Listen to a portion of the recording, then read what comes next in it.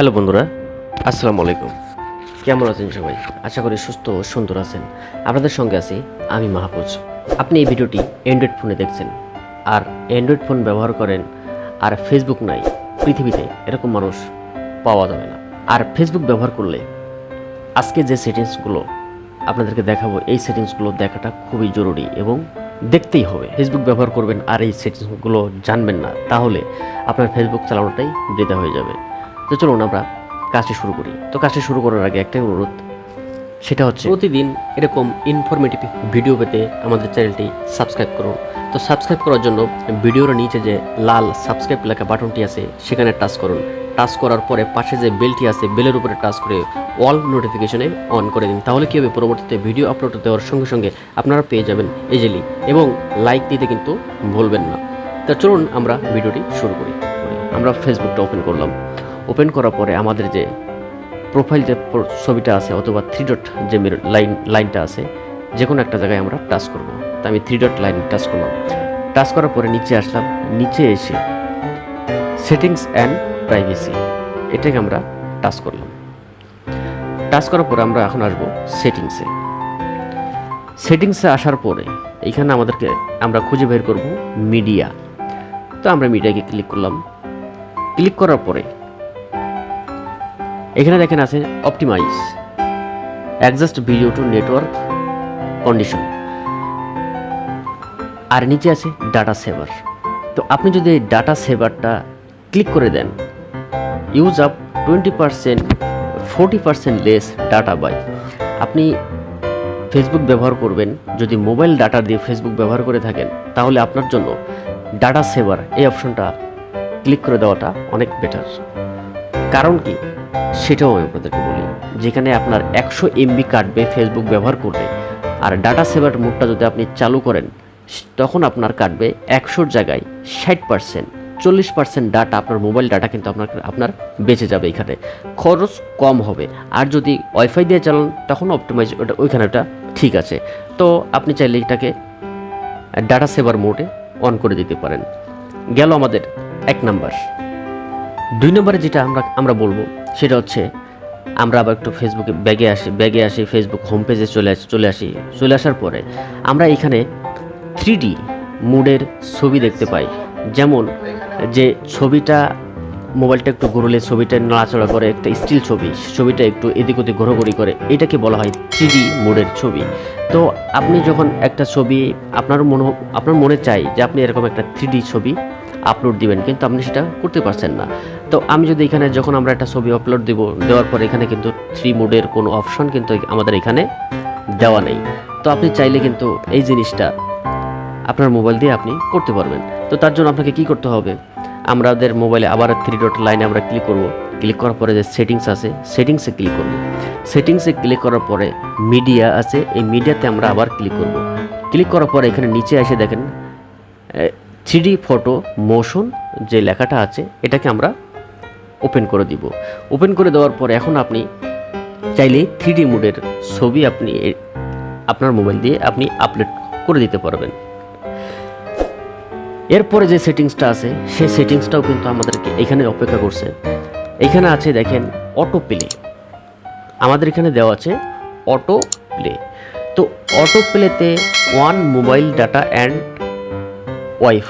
ওয়াইফাইতে এখানে আপনার অটো প্লেতে যে টিক চিহ্নটা দেওয়া আছে সেটা হচ্ছে মোবাইল ডাটা দিয়ে দেখলেও আপনারা যখন আপনি ফেসবুক ব্রাউজ করবেন তখন যে ভিডিওটা আসবে সেই ভিডিওটা অটো প্লে হবে।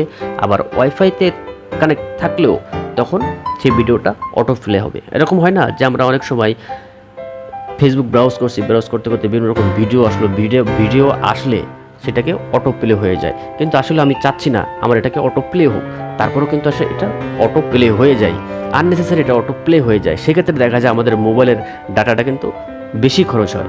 তো এখন যদি আমরা এটাকে অনলি ওয়াইফাই এটাকে যদি আমরা ক্লিক করে রাখি, তাহলে কি হবে, আমরা যখন মোবাইল ডাটা দিয়ে ফেসবুক ব্রাউজ করব তখন কিন্তু যে ভিডিওগুলো আসবে সেই ভিডিওগুলো কিন্তু অটো প্লে হবে না। আপনি যদি দেখতে চান, যখন আপনি ওটাকে ক্লিক করবেন, ক্লিক করার পরে অটো প্লে হবে।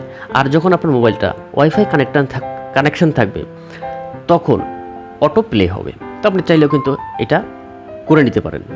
আর নেভার অটো প্লে ভিডিও, এটাতে যদি আপনি ক্লিক করে দেন তাহলে আপনার মোবাইল ডাটাতে কানেক্টিং থাক অথবা ওয়াইফাইতে কানেক্টিং থাক, কোনো অবস্থাতেই ফেসবুকের ভিডিও অটো প্লে হবে না। তো এখন আমরা আবার ব্যাগে আসি। ব্যাগে আসার পরে আমরা যে 3টা সেটিংস এখানে করলাম, এই সেটিংস করলে আমাদের সুবিধাটা কি?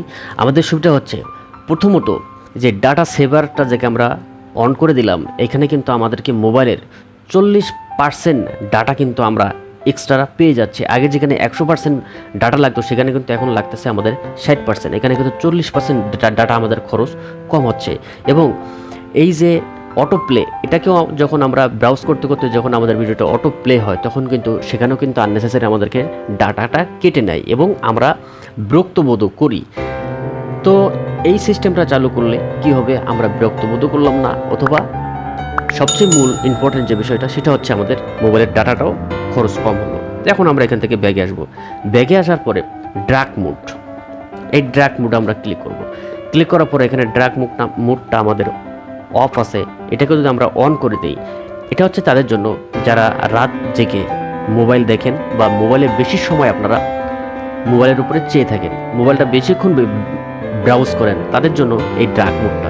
যদি আপনি এখানে ড্রাগ মোডটা অন করে দেন তাহলে দেখেন আমাদের মোবাইলের ডিসপ্লেটা কিন্তু কালো হয়ে গেল। আর মোবাইলের ডিসপ্লেটা যখন কালো হয়ে যাবে তখন কিন্তু মোবাইল থেকে মোবাইলের যে লাইটটা, সেই লাইটটা আপনার চোখে এসে এফেক্ট করবে না। আর মোবাইলের ব্যাটারি খরচও কিন্তু অনেকটা কমে যাবে।